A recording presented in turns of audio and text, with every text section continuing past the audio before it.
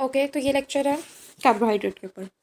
Carbohydrate में हमें क्या क्या इंपॉर्टेंट पॉइंट्स पता होने चाहिए कार्बोहाइड्रेट में। सबसे पहले जो कार्बोहाइड्रेट है वो मोस्ट अबंडेंट बायोमोलिक्यूल है अर्थ पे। ठीक है, इसके अंदर एटम क्या होते हैं, सी, एच और ओ। ठीक है, और इसका फॉर्मूला क्या होता है, CnH2O और N।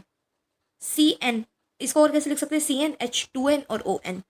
मतलब इसकी रेशियो क्या हो जाएगी, CH और O की, N 2N और N, दैट इज 1:2:1।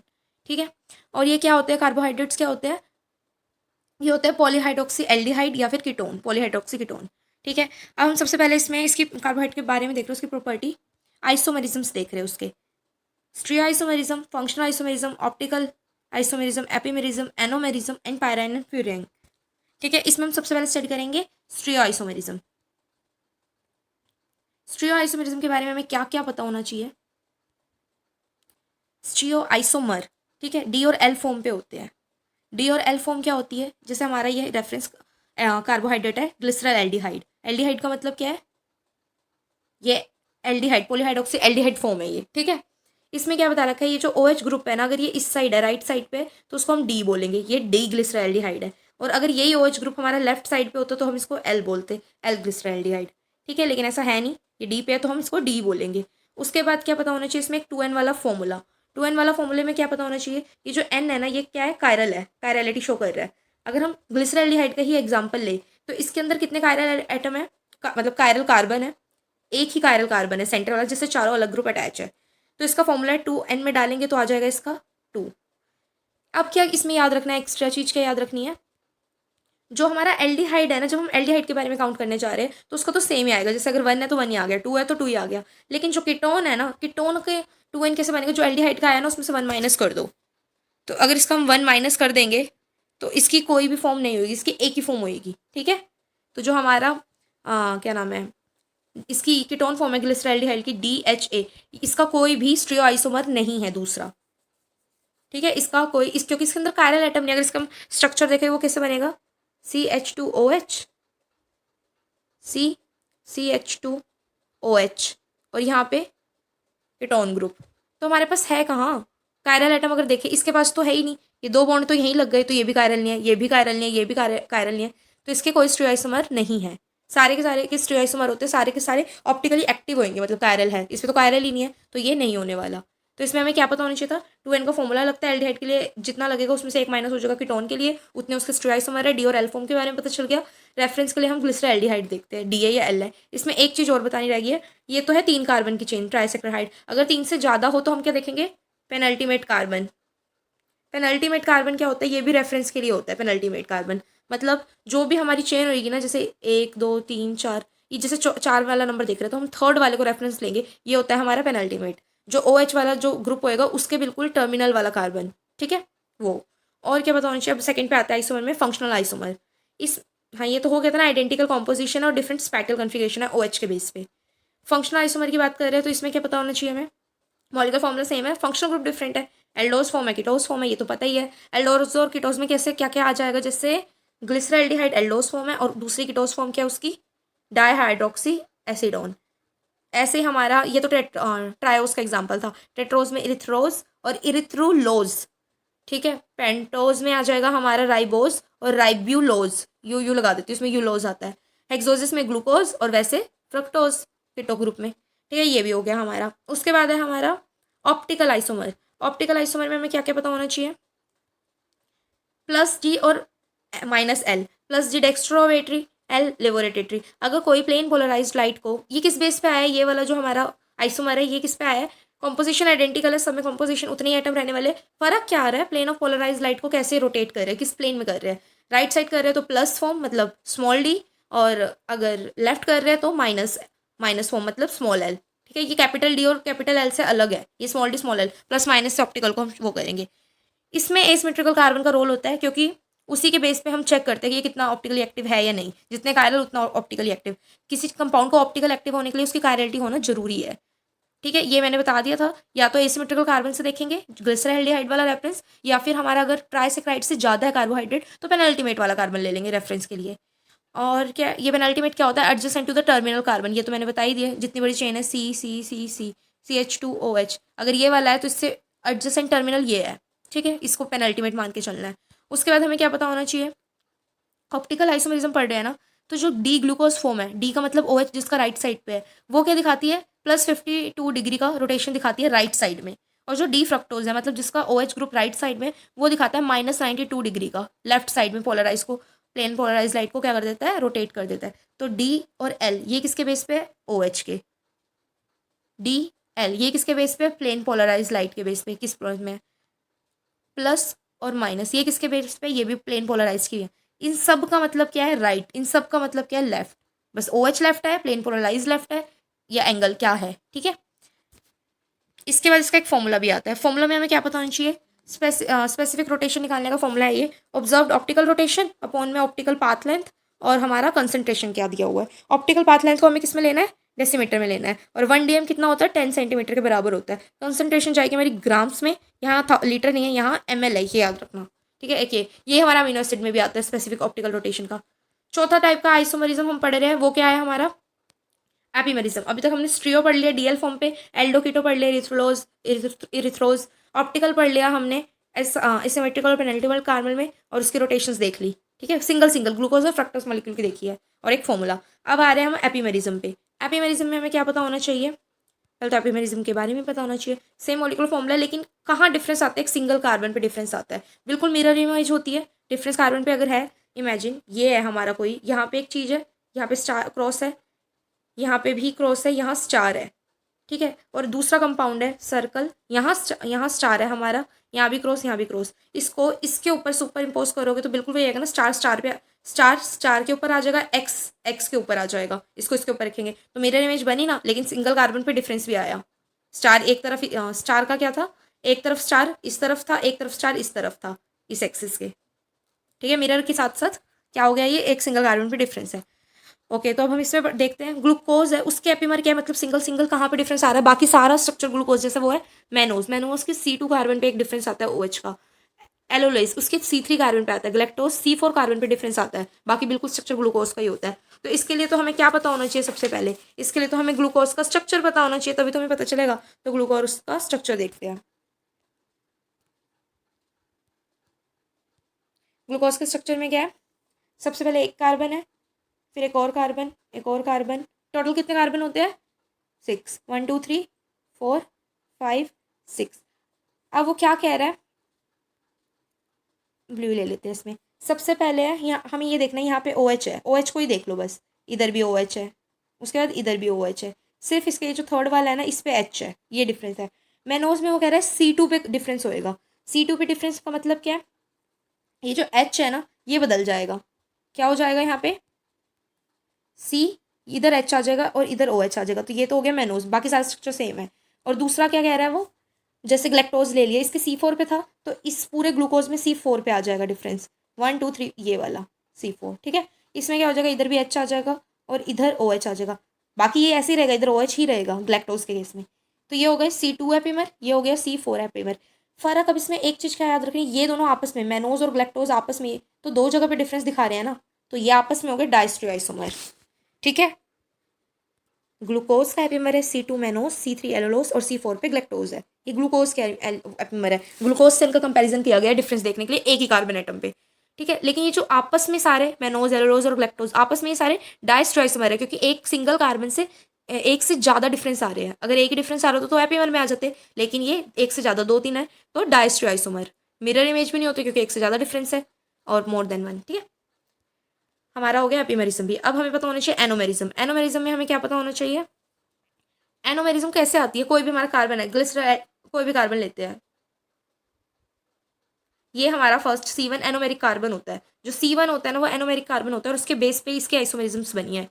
अगर इमेजिन ये मैंने एक रिंग बना ली, ये वो है पायरेनोज रिंग है, ठीक है। अगर ये OH group above the plane है तो ये हो जाएगी बीटा फॉर्म, और अगर ये OH group below the plane है तो ये हो जाएगी अल्फा।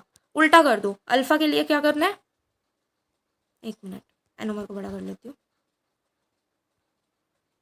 अल्फा के लिए क्या करना है हमें, ए से अल्फा, ए से अबव होता है, अबव को उल्टा कर दो, बीटा में जाएगा। बी से बीटा होता है, बी से बिलो, इन दोनों को आपस में कर दो, तो अल्फा वाली बिलो होएगी, बीटा वाली अबव होएगी, और दोनों में से कॉमन बीटा फॉर्म होती है, ठीक है। जो अबव वाली है वो कॉमन होती है।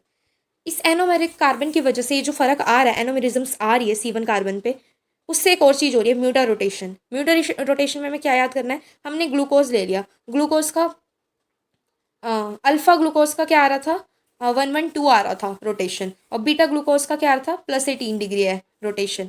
हम ग्लूकोज ही ले रहे, ग्लूकोज का हमने यहाँ भी पढ़ा था ऑप्टिकल आइसोमेरिज्म में, मैंने क्या बताया था, डी ग्लूकोज के बारे में, 52 है, इतना प्लेन ऑफ पोलराइज्ड को इस एंगल से रोटेट करती है। हम म्यूटा रोटेशन में क्या पढ़ रहे हैं, अल्फा फॉर्म जो है वो 112 डिग्री रोटेट करती है, और बीटा फॉर्म 18 डिग्री रोटेट करती है, और ये दोनों मिलके कैसे बनाते हैं, +52, वही।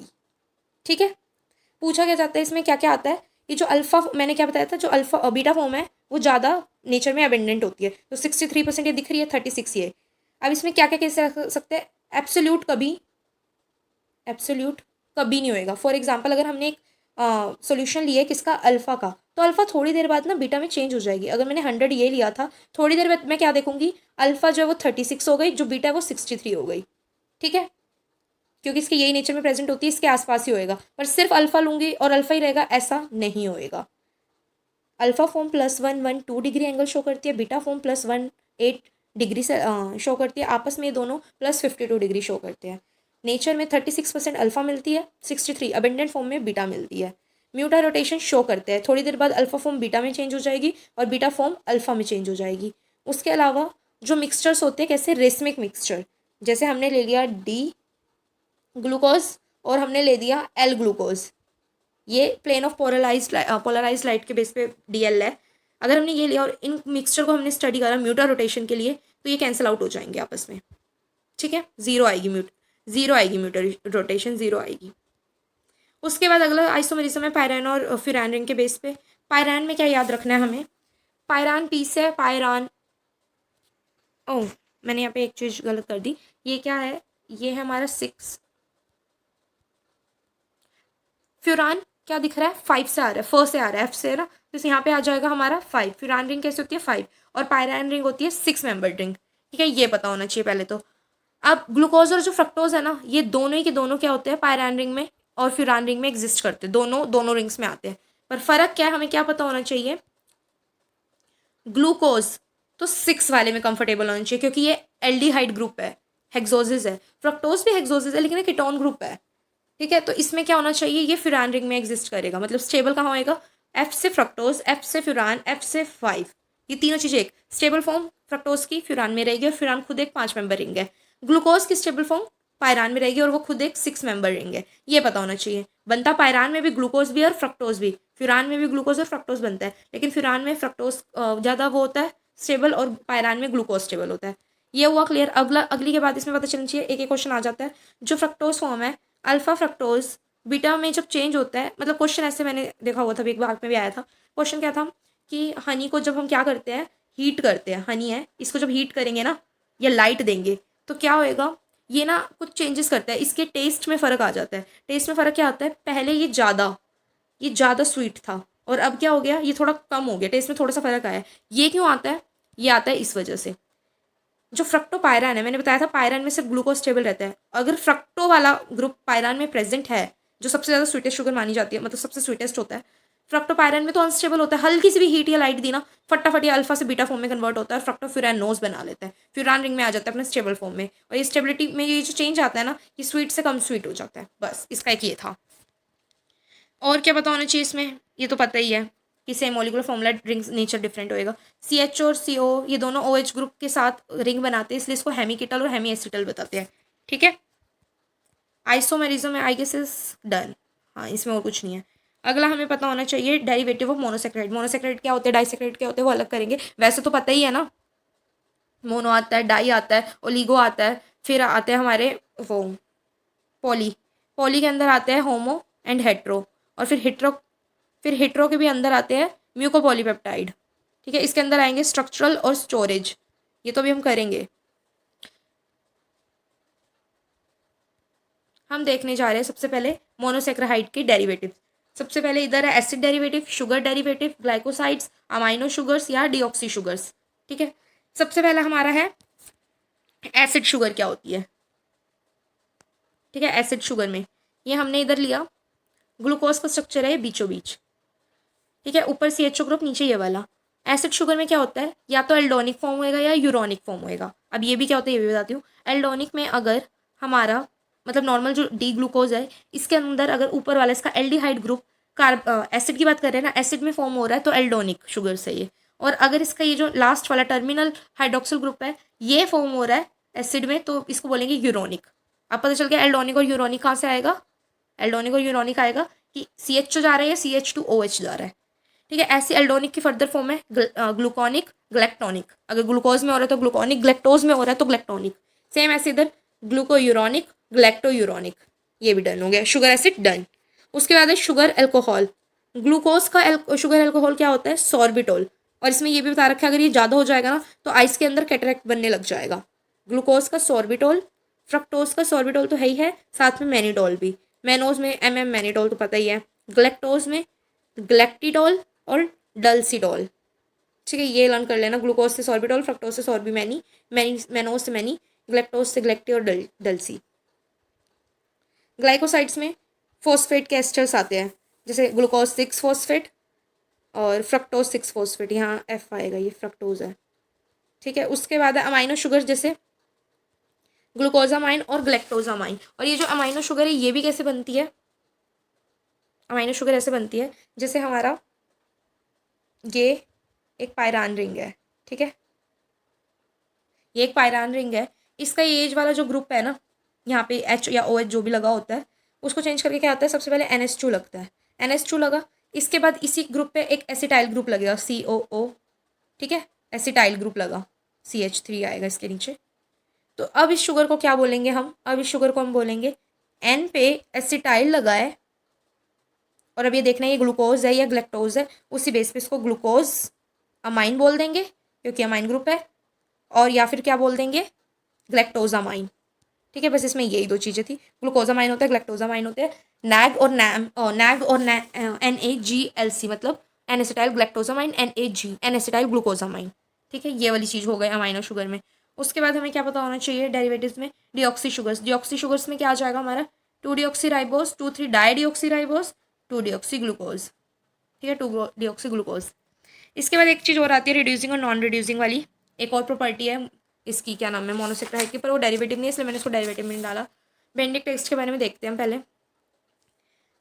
ये जो रिड्यूसिंग नेचर आता कैसे है, बेंडिक टेक्स्ट, जैसे हमने ग्लूकोज लिया, अल्कलाइन मीडियम में ये क्या देता है हमें, ग्लूकोज टूटता है 1 2 एनिडायोल देता है, और उसके बाद ये फर्दर फ्रक्टोज में कन्वर्ट हो जाता है। तो ये जो एनिडायोल है ना, ये हमारा इंटरमीडिएटरी प्रोडक्ट होता है, और इसमें क्या होता है कि एक स्ट्रॉन्ग रिड्यूसिंग एजेंट होता है, बहुत स्ट्रॉन्ग होता है। तो ये क्यूप्रिक आयन को क्यूप्रेस आयन में कन्वर्ट कर देता है, रिड्यूस कर देता है। ठीक है, रिड्यूस हो गया, 2+ से 1+ हो गया, रिड्यूस हुआ। और ये जो क्यूप्रिक आयन है ये क्या बनाता है, वेट। और ये जो क्यूप्रिक आयन है ये क्या बनाता है, ये हाइड्रोक्साइड के साथ क्या बना लेता है, फॉर्मेशन ऑफ क्यूप्रिक हाइड्रोक्साइड। ठीक है, जो येलो कलर का होता है, और फर्दर ये रिड्यूस होकर क्यूप्रिक ऑक्साइड बना लेते हैं जो रेड कलर का होता है, और बेंडिक टेस्ट हमें फिर क्या देता है, रेड कलर देता है। ठीक है, इसमें एक चीज़ और ऐड होएगी, अगर हम बेंडिक टेस्ट कर रहे हैं ना तो हमें क्या मिलेगा, मतलब जैसे क्यूप्रिक आयन मिला है, ये क्यूप्रियस आयन मिला है, सॉरी क्यूप्रिक से जब क्यूप्रिस आयन मिला है, साथ में क्या मिलेगा, सोडियम सिट्रेट मिलेगा इससे। ठीक है, और अगर हम, ये तो बेंडिक की बात की, अगर हम यहीं पे ना फेलिंग्स टेस्ट कर रहे होते, फेलिंग टेस्ट में हमें क्या मिलता, जब हमारे को Cu+ मिलता, मतलब ये जो क्यूप्रेस आयन मिलता है इसके साथ क्या मिलता, सोडियम टार्टरेट। ठीक है, सोडियम टार्टरेट मिलता। उसके बाद ये हो गया हमारा, और एक ओसेजोन का इसमें पता होना चाहिए। ओसेजोन क्या होता है, जो भी हमारी रिड्यूसिंग शुगर होती है उसको जब हम फिनाइल हाइड्राजाइन के साथ एसिडिक मीडियम में 100 डिग्री सेल्सियस पे ये सारी सिचुएशंस देते हैं। एक चीज़ ये याद रखना, यहाँ पे मैंने क्या बेंडिक टेस्ट में अल्कलाइन मीडियम यूज़ कर रखा है, सोडियम सिट्रेट, सोडियम टार्ट्रेट, क्या अल्कलाइन मीडियम है। और इसके अंदर क्या बात याद रखनी है, रिड्यूसिंग शुगर फिनाइल हाइड्राजाइन, यहाँ क्या यूज़ करा है मैंने, फिनाइल हाइड्राजाइन, और ये एसिडिक मीडियम दिया और 100 डिग्री सेल्सियस पे रखा है, तो ओसाजोन फॉर्मेशन होती है। ओसाजोन क्या होता है, क्रिस्टल्स होते हैं जिसमें क्रिस्टल फॉर्मेशन होती है। ओसाजोन क्या होता है, जिसमें ग्लूकोज के जो क्रिस्टल है वो नीडल शेप के, माल्टोज के सनफ्लावर, और जो लैक्टोज है हमारा, लैक्टोज के आते हैं पाउडर पफ, ऐसे ऐसे क्रिस्टल दिखते हैं, उसको ओसाजोन कहते हैं। फिर ये अगला क्या पता होना चाहिए हमें, ये जो क्रिस्टल है भाई ये अलग क्यों दिख रहे हैं, ज़्यादा तो डिफरेंस होता नहीं हमें, ये क्यों अलग दिख रहे हैं। ओसाजोन बनने का जो प्रोसेस है ना उसमें क्या इन्वॉल्व होता है, फर्स्ट और सेकंड कार्बन इन्वॉल्व होता है। और जहाँ तक बात किसकी, ग्लूकोज, मेल्टोज और लैक्टोज की ना, इनका सेकंड कार्बन पे ही डिफरेंस होता है। जब हम इसका स्ट्रक्चर देखेंगे, ठीक है, उसी में डिफरेंस होता है, इसलिए अलग अलग क्रिस्टल बनते हैं। और क्या पता होना चाहिए इसमें, बस डन नहीं होने वाला है। एक एमाइलोज के बारे में देख लेते हैं। होमोपोलीसेक्राइड है, बस एमाइलोज के बारे में थोड़ा सा ज़्यादा देख रहे हैं क्योंकि थोड़ा ऐसा था। आयोडीन टेस्ट देख रहे हैं इसका हम। स्टार्च है, आयोडीन के साथ ब्लू कलर दिखा रहा है हमें। ये जब हाइड्राइज हो रहा होता है, आयोडीन टेस्ट दे रहा होता है, ये किस में कन्वर्ट होता है, अमाइलोडेक्स्ट्रिन में, जो पर्पल कलर का है, कलर भी वही दिखा रखा है। फिर ये कन्वर्ट हो रहा होता है इरिथ्रोडेक्स्ट्रिन में, नाम से इरिथ्रो से ही आ रहा है, रेड कलर है। उसके बाद ये आता है एक्रोडेक्स्ट्रिन में, जो कलरलेस है। फर्दर ये माल्टोज में आ जाता है, जो कलरलेस है, ठीक है। ये आयोडीन टेस्ट ऐसे चल रहा होता है, ब्लू, पर्पल, रेड, ठीक है। जो स्टार्च है वो नॉन रिड्यूसिंग है, जो अमाइलोडेक्स्ट्रिन है वो भी नॉन रिड्यूसिंग है। इरिथ्रो तक जब तक कलर आ रहा है तब तक नॉन रिड्यूसिंग है, जहाँ कलर आना बंद हुआ वो रिड्यूसिंग हो गया। माल्टोज तो हाई रिड्यूसिंग हो गया। अब स्टार्च के बारे में क्या पता होना चाहिए। अमाइलोज फॉर्म होती है और अमाइलोपेक्टिन फॉर्म होती है। अमाइलोज फॉर्म जो होती है वो 10 to 20% प्रेजेंट होती है, और जो माइलोपेक्टिन है जो ब्रांच्ड फॉर्म है, जो ज़्यादा ब्रांच होगा वही टिकेगा ना, इसलिए वही ज़्यादा अबंडेंट भी है। ये तो टूट टूट के खत्म भी होगी, ऐसे याद रख लो, अनब्रांच थी, टूट टूट के खत्म होगी, इसलिए कम है, ब्रांच वाली ज़्यादा मिल रही है। अमाइलोज को अगर हमें ब्रेक डाउन करना है तो अल्फा अमाइलेज, जो डाइजेस्टिव या गट में या पेनक्रेटिक एंजाइम होता है, ठीक है, जो सलाइवा में मिलता है, अल्फा अमाइलेज। और अगर अमाइलोपेक्टिन को डाइजेस्ट करना है तो बीटा अमाइलेज काम आएगा। Amylose unbranch, amylopectin branch, linkage में 1,4, और इसमें 1,4 के साथ ब्रांच है तो 1,6 ब्रांचिंग में आ गई। आयोडीन टेस्ट में ब्लू कलर देते सिर्फ अमाइलोज, अमाइलोपेक्टिन नहीं देता कलर, ब्लू कलर नहीं देता। क्या देता है वो बाद में देखेंगे।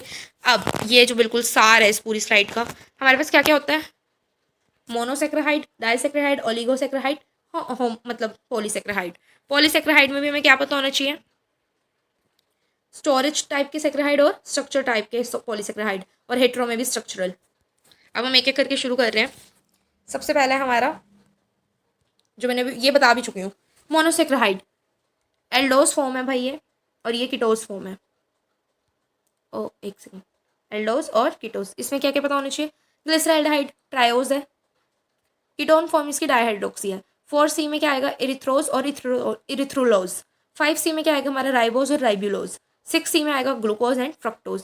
ये जो मैंने स्टार मार्क कर रखे हैं किस लिए है, राइबोज के मतलब पेंटोजेस सारे, फ्रक्टोज और एक ये लैक्टोज, ये सब क्या है, बेंडिक टेस्ट देते हैं। और साथ में एक ये भी है, यहाँ भी है, ये रहा ग्लैक्टोज भी क्या देता है, बेंडिक टेस्ट। बेंडिक टेस्ट वाले कौन कौन से हो गए, राइबोज, राइब्यूलोज, फ्रक्टोज, लैक्टोज और ग्लैक्टोज, ठीक है। मोनोसेक्राहाइड खत्म। अब डाइसेक्राहाइड के अंदर हमें क्या पता होना चाहिए, ये रही हमारी मेन सी, ये जो हमारा जो मेन है, इसमें हमें क्या पता होना चाहिए, माल्टोज, लैक्टोज, सक्रोज और ट्रीहेलोज। माल्टोज 1,4, लैक्टोज बीटा ग्लैक्टोसाइडेज भी पढ़ा है हमने लैकोपेरोन में, 1,4, सक्रोज। अब ये देखो सक्रोज में क्या दिखा रखा है, ये वाली जो लिंकेज है इसमें क्या दिखा रखा है, अल्फा 1 से जो पहला कार्बन है, मतलब ग्लूकोज का जो कार्बन है ना, इमेजिन ये एक है, रिंग है, ठीक है, और दूसरी रिंग कैसी होती है, ऐसी होती है। ये वाला कार्बन और ये वाला कार्बन दोनों के C1 और β2, ये वाले कार्बन क्या है, आपस में बनाएंगे, तो इसका रिड्यूसिंग एंड तो बचा ही नहीं ना। किसी शुगर को रिड्यूसिंग बताने के लिए ना कि वो रिड्यूसिंग है, क्या होना चाहिए उसके पास ना एक फ्री एनोमरिक कार्बन होना चाहिए। एनोमरिक कार्बन वही होता है जिसपे OH लगा होता है, यही आगे जाके रिएक्ट करता है, न्यूक्लियोफिलिक अटैक करना है, कोई भी अटैक करना है, यही करता है। तो सक्रोज के केस में क्या दिख रहा है, अल्फा 1, मतलब OH ग्रुप इसका कहाँ होएगा, बिलो होएगा, वो वाला बीटा के अबव वाले प्लेन से बना रहा है, कुछ ऐसा सा स्ट्रक्चर बनेगा।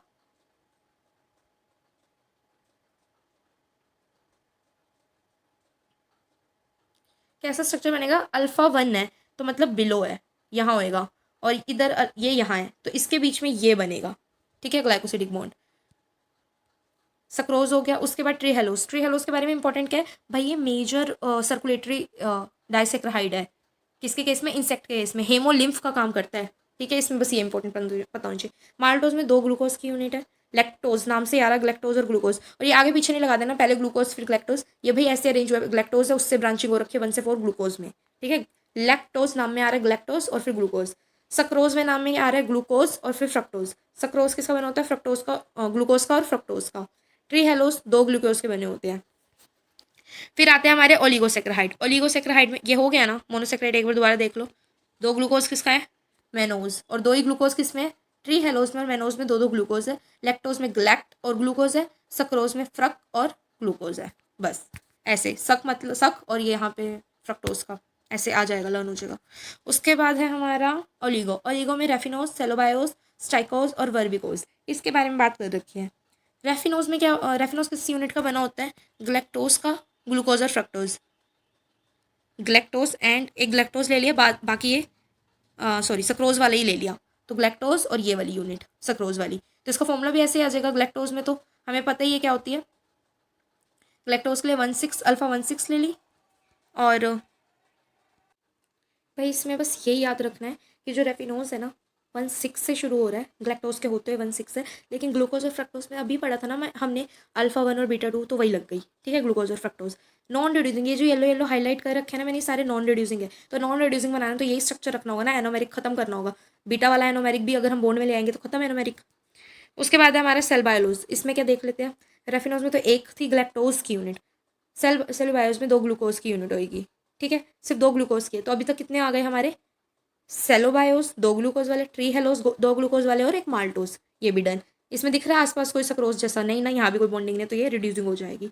स्टेकायोज, ये ऐसा ओलिगोसेक्राइड है, 1,6 ही रहेगी ग्लैक्टोज वाली यूनिट, एक थी तो अब यहाँ 2 हो जाएगी। ठीक है, और बाकी सारा सेम है, ग्लूकोज फ्रक्टोज। वर्बिकोज में 3 यूनिट हो जाएगी। तो RSV ये याद रखना है, स्कूल के नाम आते हैं ना RSV स्कूल, ऐसे से आते हैं, होता है हमारे यहाँ तो है। ठीक है, आर में पहला ग्लैक्टोज, फिर S के सीक्वेंस में सेकंड, फिर RSV, V के सीक्वेंस में थर्ड। ये भी हो गया। अब हम पढ़ते हैं पॉलीसेक्राइड का होमो वाला। होमो में भी ना एक तो आते हैं स्ट्रक्चर और कुछ, एक तो आते हैं स्टोरेज और कुछ आते हैं स्ट्रक्चर। स्टोरेज में स्टार्च आ जाएगा, ग्लाइकोजन और इनुलिन। स्ट्रक्चर में सेलुलोज और काइटिन। अगर हमारा स्टार्च है वो 2 चीज़ों में बटा है, अमाइलोज और माइलोपेक्टिन, अभी पढ़ के आए हैं। अमाइलोज ब्लू कलर देता है, ये अमाइलोपेक्टिन ब्लू कलर नहीं देता। अगर ये ब्लू नहीं देता तो ये क्या देता है? ये पर्पल और रेड कलर देता है, आयोडीन टेस्ट देता है। इसका मतलब ये है, आयोडीन टेस्ट देता है। और ये जो ब्लू कलर है तो आयोडीन का ही कलर होता है, ये तो ये नहीं देता है। ठीक है, इसमें ये है। उसके बाद है अमाइलोज आइडेंट टेस्ट नहीं देता है। ठीक है, तभी ब्लू का ब्लू आ जाता है। ये रिएक्ट करके ये आइडेंट टेस्ट देता है, पर्पल आ जाता है। ग्लाइकोजन भी आइडेंट टेस्ट देता है और ये रेडिश ब्राउन दिखाता है। अमाइलोपेक्टिन की बात कर रहे हैं, अमाइलोज में 1,4 है, अमाइलोपेक्टिन 1,4 और 1,6 है, ग्लूकोज के बने हुए हैं। होमो है ना तो एक यूनिट रहेगी, सब ग्लूकोज का बना हुआ है। सिर्फ एक फ़र्क है, ये जो हमारा फ्रक्टोज है किसमें? इनुलिन में है। स्टोरेज में सब ग्लूकोज का है, बस इनुलिन में फ्रक्टोज है।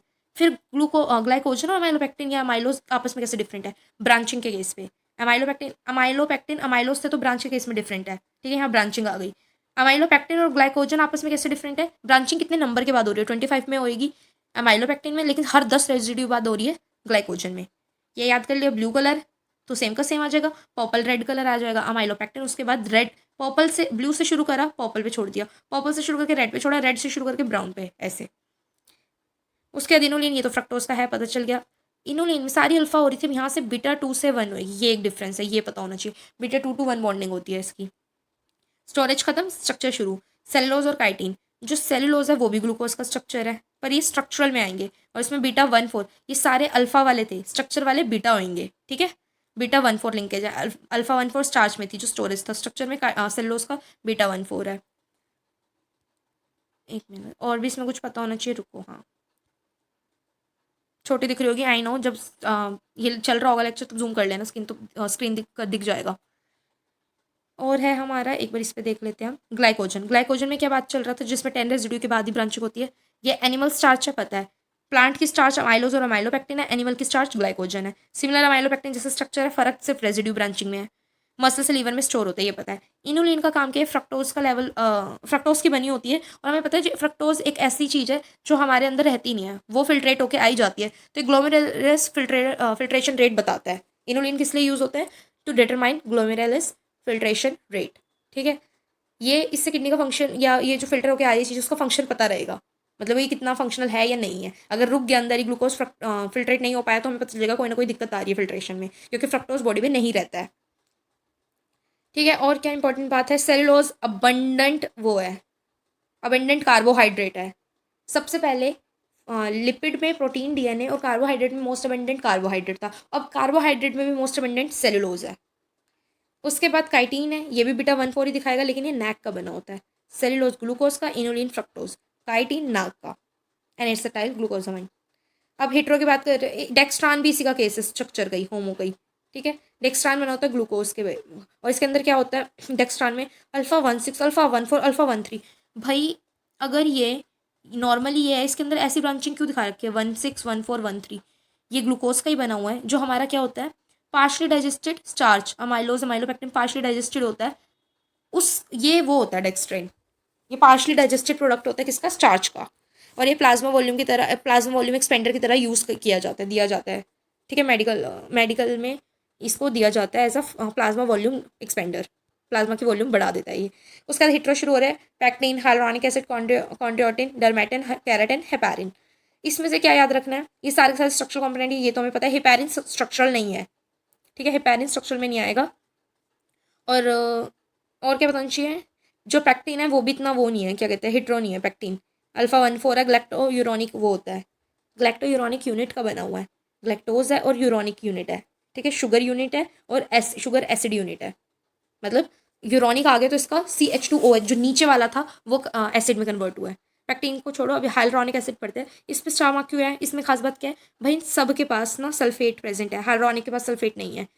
इनकी बॉन्डिंग हेट्रो की जितनी भी है ना, उनकी बॉन्डिंग क्या होगी, बीटा बीटा, ठीक है, सब में बीटा होगी, कोई अल्फा होम नहीं है। 1,4 और 1,3, 1,4 और 1,3, 1,4 होगी, ये जो दो यूनिट है हिट्रो दिखा रहे हैं ना, तो दो अलग यूनिट होगी, दो अलग यूनिट के बीच में तो 1,4 है, और फिर ये इन दो को यूनिट को आपस में कौन जोड़ रहा है, अलग अलग यूनिट्स को 1,3, ठीक है। और इसमें खास बात है जो हमारा कैराटिन है, ठीक है, कैराटिन इसके अंदर ना यार देखो, हिट्रो है ना, हिट्रो में दो अलग यूनिट होगी, एक तो एसिड शुगर होगी और एक अमीनो शुगर होगी। एसिड शुगर ये सारी है, अमीनो शुगर ये सारी है, जैसे ग्लैक्टोयूरोनिक, ग्लूकोयूरोनिक, ये सारी, आइडोयूरोनिक, ये सारी हमारी क्या है, एसिड शुगर। अमीनो में हो जाएगा एनएसिटाइल ग्लूकोजामाइन, एनएसिटाइल ग्लैक्टोजामाइन, जो डिराइव्ड थे ना मोनोसेक्राइड को, उनको मिक्स करके आगे क्या बना दिया, हेट्रोपॉलीसेक्राइड। तो सबसे पहला है हमारा हाइलुरोनिक एसिड, 1,4 और 1,3 तो पता है। हाइलुरोनिक एसिड में ग्लूकोयूरोनिक है, ग्लूकोज का लिया है, और यूरोनिक ग्रुप लिया है, एल्डोनिक तो है ही नहीं इसमें, सब में वो वाली है, यूरोनिक ग्रुप ही लिया है। ग्लूको ले लिया और साथ में ग्लूकोजामाइन लिया ग्लूकोज के साथ। कॉन्ड्रोडाइटिन को अलग करना है ऊपर वाले से, तो ग्लूको ही लिया लेकिन ग्लैक्टोजामाइन कर दिया इसका। डरमेटन को अब ग्लैक्टोजामाइन भी हो चुका है तो आगे का बदल लेते हैं, आइडो कर देंगे, आइडो यूरोनिक। कैरेटिन में तो हमने शुगर इन डाला, ग्लैक्टोज डाला, सिर्फ नॉन एसिडिक शुगर कैरेटिन के केस में है, और ग्लूकोजामाइन है उधर, फिर आइडो यूरोनिक और ग्लूकोजामाइन, ग्लैक्टोजा नहीं हुई थी ना इधर। तो ये वाला जो सीक्वेंस है ना, ये याद रखना, ये अपने आप याद आ जाएगा। हाइलुरोनिक एसिड सबसे पहले क्योंकि वो सबसे अलग है, फिर उसके बाद CD, हम पढ़ते हैं ना स्पेक्ट्रोफोटोमीटर में, CD स्पेक्ट्रोफोटोमीटर, CD और फिर KH। हेपैरिन को सबसे लास्ट पे रखना क्योंकि वो अलग है, अलग है हेपैरिन में, ये सारे स्ट्रक्चरल बनाते हैं, हेपैरिन स्ट्रक्चरल नहीं बनाता, इसलिए वो लास्ट में हो गया। हाइड्रोनिक इसलिए अलग हो गया क्योंकि इसके अंदर सल्फेट नहीं है, CD बीच में आ गया तो बचा कौन, कैरेटिन। अब इसके केस में मैंने कैसे लर्न कराया था, जो हमारा हाइड्रोनिक है उसमें हमने एक शुगर ले ली ग्लूकोयूरोनिक, ग्लूको के साथ ग्लूकोजामाइन ले लिया, अगले में ग्लूकोयूरोनिक लिखी, ग्लूकोजा तो हो चुका था, ग्लैक्टोजामाइन ले लिया। अब ग्लैक्टोजा भी हो गया तो ग्लैक्टोजा रहने दिया और आइडोयूरोनिक आगे चेंज कर दिया, ठीक है। उसके बाद हेपैरिन में आ जाओ, आइडोयूरोनिक रहने दिया, पीछे का चेंज कर दिया, ग्लूकोजा कर दिया, ग्लूकोजा ग्लैक्टो ग्लैक्टो ग्लूकोजा, और जो कैराटिन था उसमें ग्लैक्टोज प्लस नैग, डन। और ये हो गया कार्बोहाइड्रेट, बिल्कुल डन। इसमें और कुछ है इंपॉर्टेंट नहीं है। ओसाजोन, डेरिवेटिव्स और इसकी प्रॉपर्टी आइसोमेरिज्म्स, जो इंपॉर्टेंट है वो भाई ये चार्ट है, ये जो दिख रहा है ना, इसके अंदर क्या है। नीचे का तो मैंने हेट्रो में तो बता दिया क्या इंपॉर्टेंट था, होमो में बता दिया आयोडीन टेस्ट कौन देता है, और प्लस में ये जो डेक्स्ट्रिन था ना भाई, डेक्स्ट्रिन में इतनी अलग 6,4,3 क्यों है ये। उसके अलावा ओलिगो में क्या पता होना चाहिए था, रिड्यूसिंग और non reducing, sucrose, trehalose, raffinose. RSV school के नाम से बताया था मैंने, RSV स्कूल, जो RSV है ना वो सक्रोज, स्कूल का मतलब सक्रोज जैसे दिखाएंगे, RSV सक्रोज जैसे दिखाएंगे, नॉन रिड्यूसिंग दिखाएंगे, उनके क्लास में सक्रोज ही लगता चलेगा, ठीक है। आगे 1,6,1,6 और R का 1, S का 2, V का 3 वाली यूनिट्स। उसके बाद सेलोबायोज अलग है, इसमें हटा दो। माल्टोज में 2 ग्लूकोज है, उसके अलावा सेलोबाइज में 2 ग्लूकोज है, उसके अलावा अमाइलो, और कहाँ 2 ग्लूकोज आई थी, एक और भी आई थी ना, ट्री हेलोज, नहीं ट्री हेलो, हाँ ट्री हेलोज में 2 ग्लूकोज है। और उसके अलावा RSV हो गया। ट्री हेलोज को अलग से कैसे पढ़ना है, 1,1 होती है इसमें बॉन्डिंग, अल्फा 1 1, ठीक है, एनोमेरिक कार्बन अल्फा 1 होती है। एक इनुलिन के बारे में याद रखना था, इनुलिन में बीटा 2 और 1 होती है, इनुलिन में बीटा 2 और 1 होती है। और क्या याद रखना था ऊपर से, बेंडिक टेस्ट कौन कौन देता है, पेंटोजेस देती हैं, ठीक है, लैक्टोज ग्लैक्टोज एक जैसा ही साउंड कर रही है, और फ्रक्टोज। उसके अलावा बस इसमें यही था, ये चार्ट जो है, ठीक है, ये वाला चार्ट, डन।